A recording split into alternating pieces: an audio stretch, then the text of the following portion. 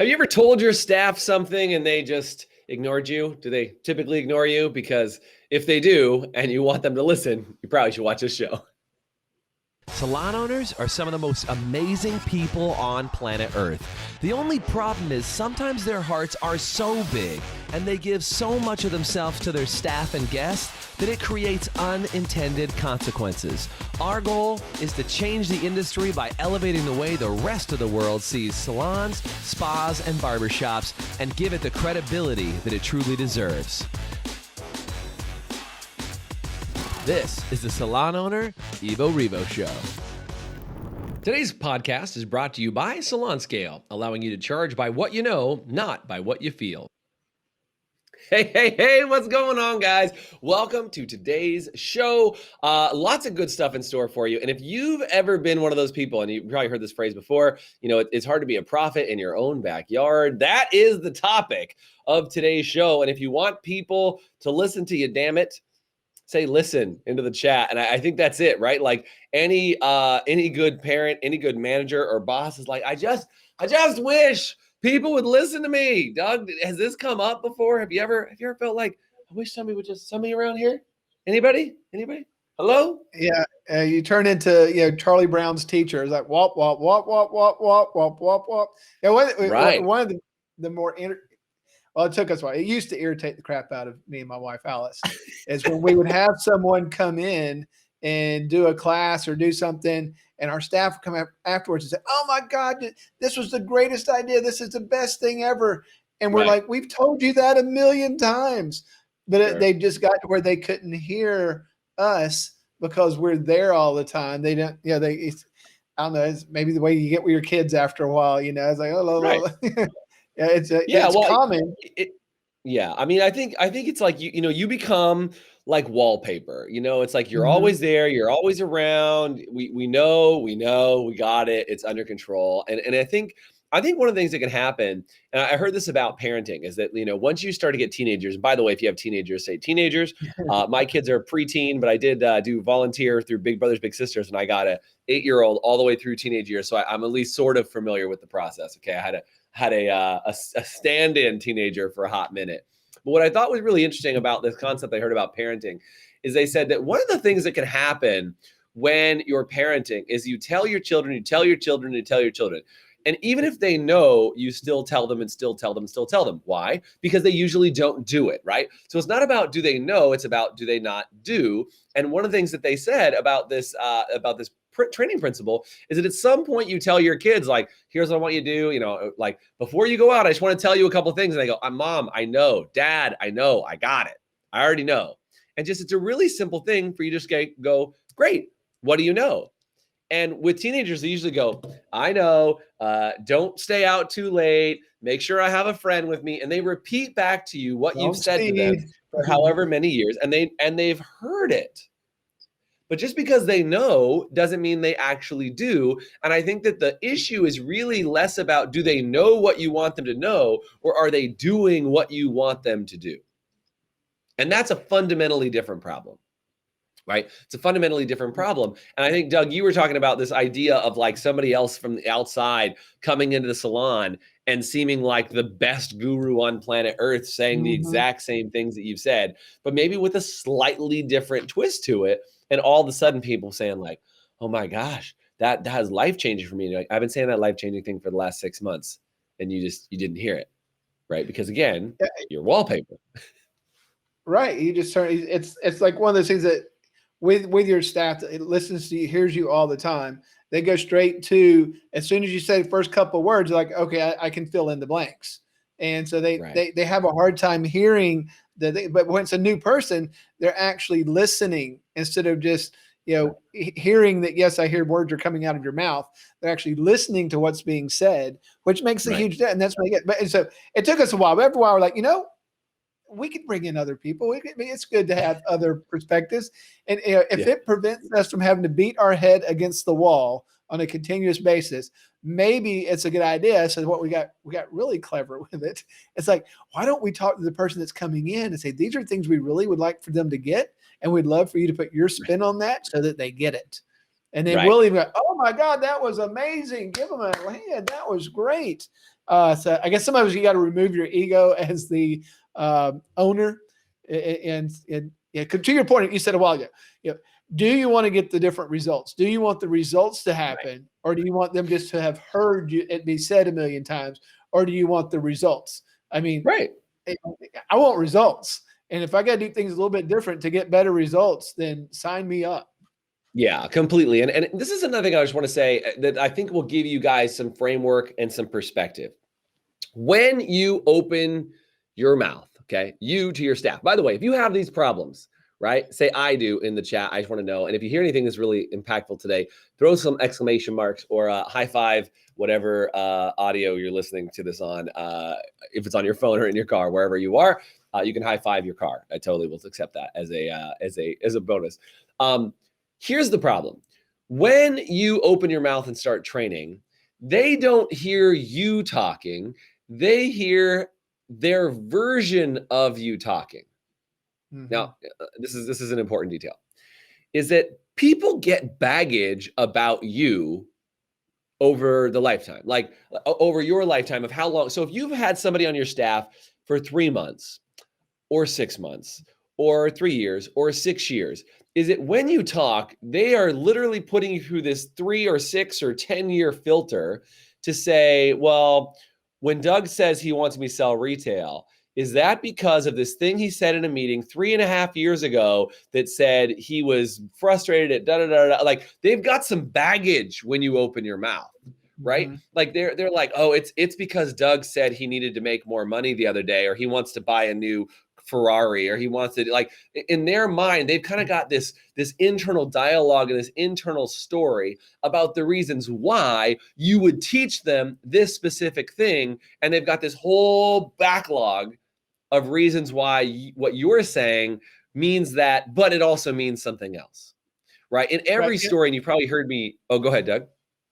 No, I just I mean, it makes a really good point. I think the distinction is when they hear something from you, then it's like, or they hear it from me, then it's like they hear it from this is good for Doug, Right. right? This is the Doug's doing this Oh, because this as is the good for Doug, salon owner, this must be right? doing you a favor because you wouldn't Where ask unless when it was good for you.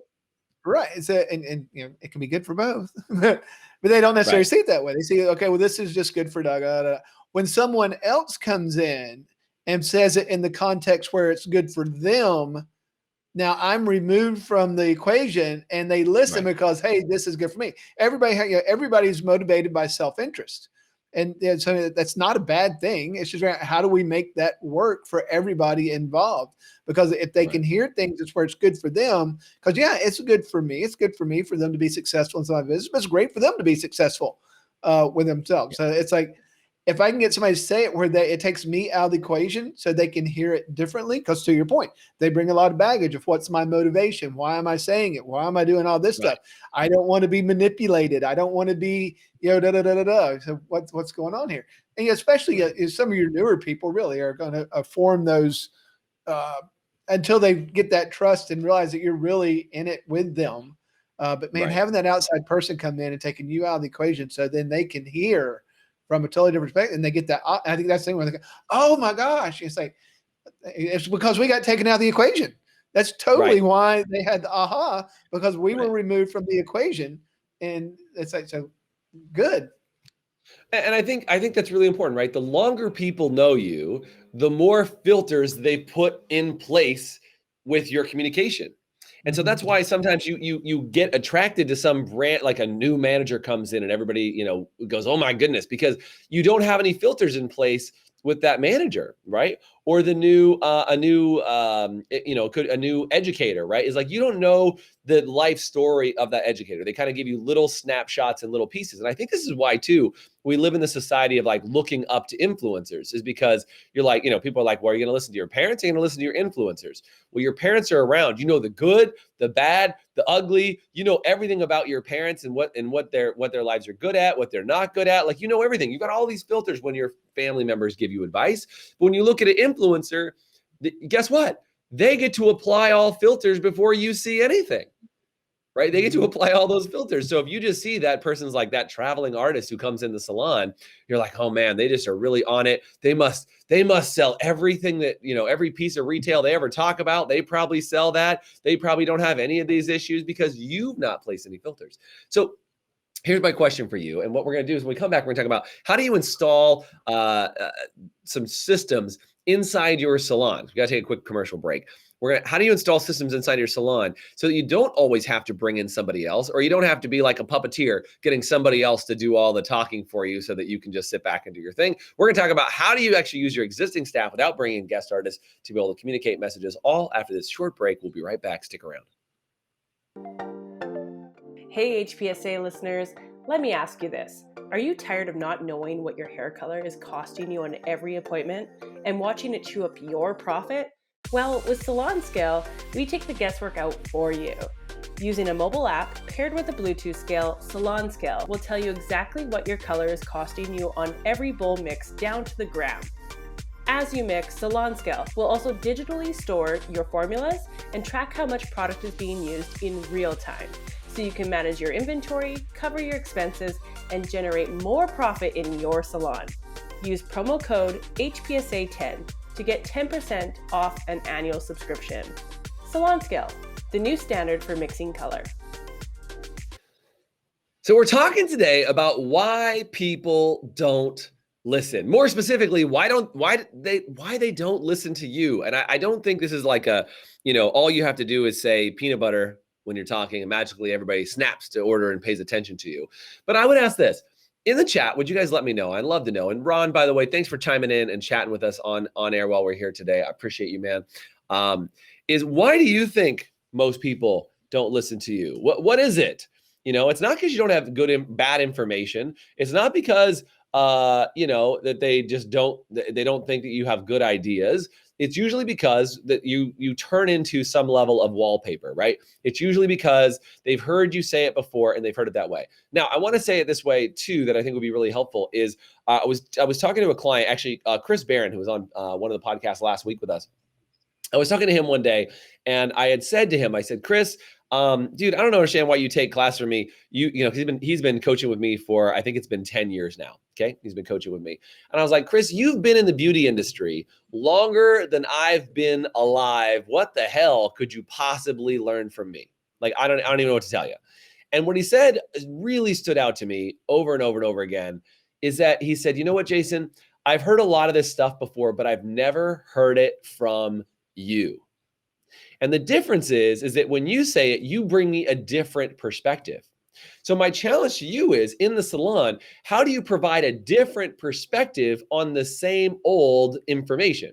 Like we do something called the Double Your Retail Sales Challenge. In fact, I'm getting it right now because I'm participating. We're testing it. We're doing this new flow. And so I'm getting this Double Your Retail Sales Challenge. It's a challenge where every day for 30 days, we text you and your entire staff 30 days of challenges to sell retail. If you're interested in something like that, do me a favor and say 2X retail in the chat, and I'll send you the details for that. But I didn't mean to plug that. But what I wanted to say about it is that I had to change my perspective, and the whole challenge is set up in a way that was like, well, I heard this perspective and this perspective and this perspective on selling retail, and I put it into a 30-day challenge and then put it together so that you could get access to it.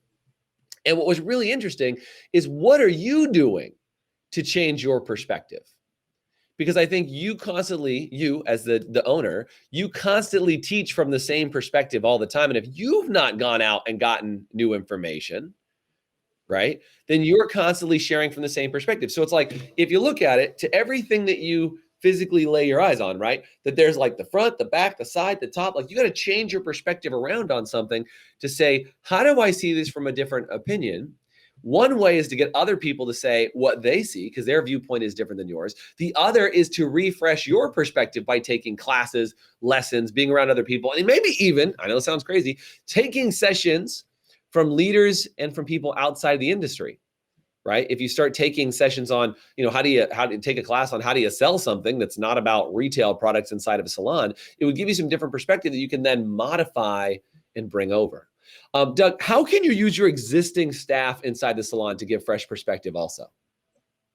I think it's especially, and this is great for doing your meetings too, because it frees up things. One of the reasons people probably, if they don't like your team meetings, is because you're always the one That running the would team never meeting. happen. Everybody has perfect team meetings. Nobody dreads Right. So, them.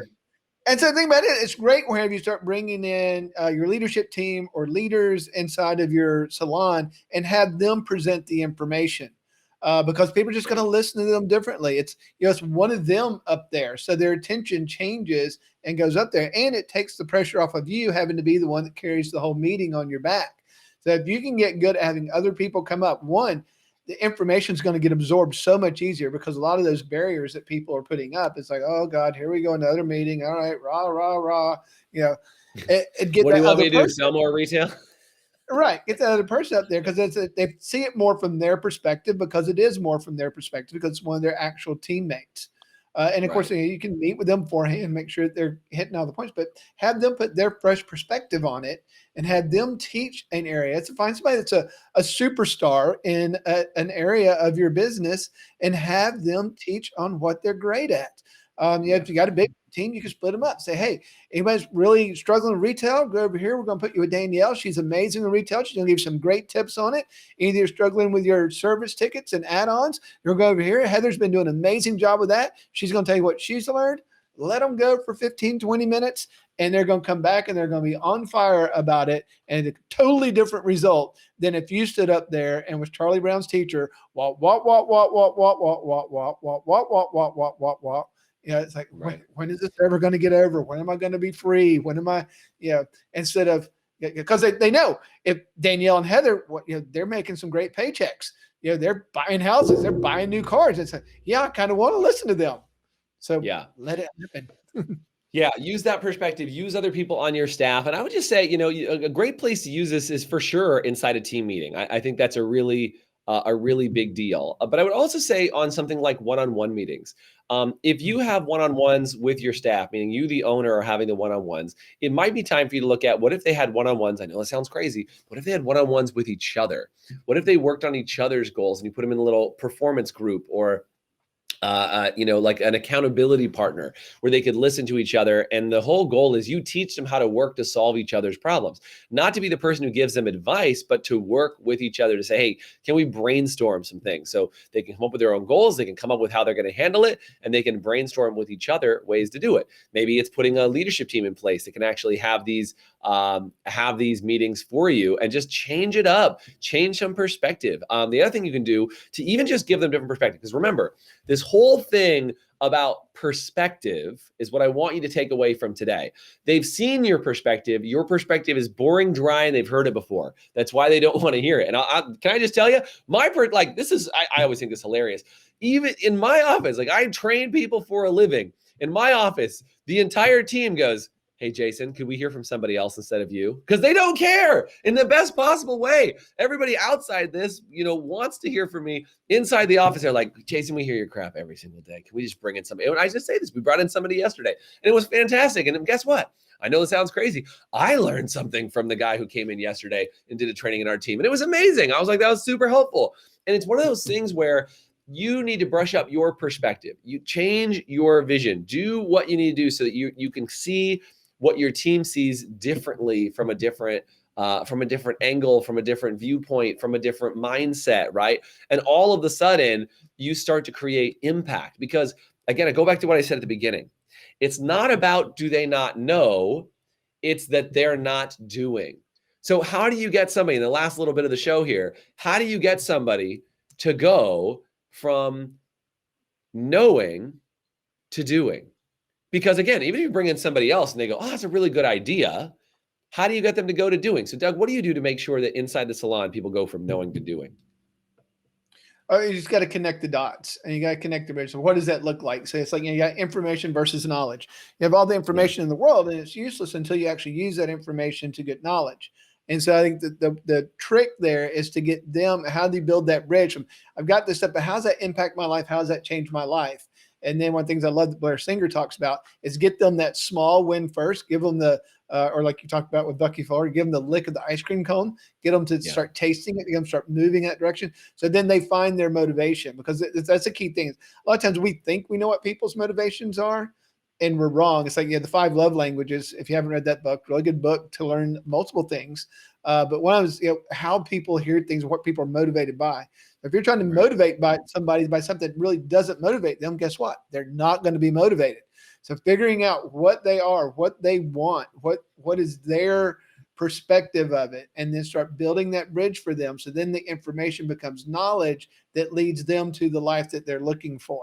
And just like that. And then I think that's more the job of you as the owner, is to be in the background putting those things together instead of trying to force everything yourself. I think in this industry, especially the owners are usually bigger than life personalities and all that stuff. And they by sheer of personality try to force things to happen instead of being the architect, right? Instead of being the architect in the background, designing it to happen. If you can get that part, make a huge difference in the way that you do your business. You become the architect / designer, and then have all the pieces work together much better than you being the brute force to try to force things to happen. Totally. And I want to give you one last tip on this, and hopefully this is super powerful. If it is, you let me know at the end. You need to show, not tell. Okay. Here's what I mean by that is that if you're just constantly telling your staff what to do, tell, and Ron on here said lead by example. That's part of it, 100% leading by example. But what I mean by show, not tell, is you've got to show them that they have that deficit instead of tell them to deal with it. So I just use the retail example. We were talking about the W Retail Sales Challenge. I'll stay in that vein. Is that if they say, oh yeah, I know, I got to sell more retail. You're like, great. Show me what you do when a new guest sits down in your chair. Mm-hmm. Oh man, you want to pucker some butts real quick? That'll do it, right? Is you just go show me what you do. Like I'll come in as a new guest and I'll pretend like I don't know anything. Let's do it. Let's role play it, right? And then they sit down and what you have to do is you get them to show you what they know, and it will also show them their gaps. Did you catch it? So it'll show you what they do know, and it'll show them their own gaps. Because when they open their mouth, they're like, well, I mean, I normally would say, no, don't say I normally say, like, just say it exactly the way you would do it. Do it for real. I want to experience it.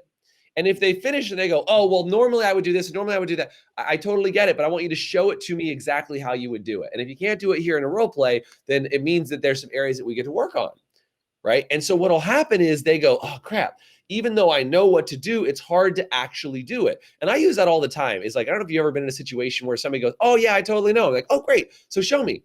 And like, it just instantly stops the conversation from them feeling like a know-it-all to, and I don't mean to embarrass them. That's not really the goal here, but the goal is to show them where their gaps are so they work to improve it, because their brain will actually lie to them. And it's an assumed knowledge because they've heard the information, but they don't yet do it.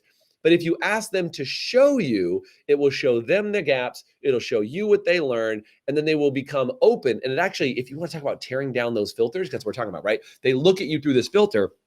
If you want to drop that filter out, just ask that question. Great, show me. Right? And all of a sudden it changes perspective. So they go, oh yeah, I know how to pre-book. I know how to do that. And have you ever had that? It's kind of like you catch somebody in a lie to themselves, right? Is if like somebody's over the software. Yeah. Oh yeah. I do amazing consultations. Great. Show me one. I'd love to see it. Show me. I just want to see, show me your best consultation. And that whole idea of getting them to train somebody and putting that together, guess what it'll do? You know who the best person in the salon, like you ask Samantha to put together a training on consultations. Guess what? Samantha will get better at consultations because she's got to sit down and break down her process and show you how it works. And like, she will get better because when she goes to put together the class, she'll be like, oh crap, I need to learn this better than I thought I did. And she will actually learn it better because you asked her to put together the class, right? So the trick is, if you really want to know, this whole podcast, in my opinion, really boils down to is if you want people to listen, stop telling them and start having them show you what they know. And if you need to, you can then show them what you need to do. Because a lot of people will tell, sometimes people will show them, but only the best salon owners will get their staff to show them what they know. and that'll show you all the gaps inside your entire salon and get you in a good spot. So if that was helpful for you, do me a favor and throw in the comment section, say helpful. And I'd love for you to share this podcast with other people so that we can get more people served in the salon and spa industry. And again, I mentioned the Double Your Retail Sales Challenge. If you want to have access to that, do me a favor and say 2X retail, and we'll get you information on how you can get your salon spa into that. And you can bring me in to train your team for a hot second and get them to do some good stuff that maybe you've been telling them to do for a while. Doug, thanks for being on today. Appreciate all of you guys. Thanks for joining us, and thanks for being here today. Thanks, guys. Thanks for listening to the Evo Revo podcast. Today's podcast was brought to you by Salon Scale, allowing you to charge by what you know, not by what you feel. Please subscribe, leave us a review, and you can always get more information, including show notes and the video episodes at evorevopodcast.com.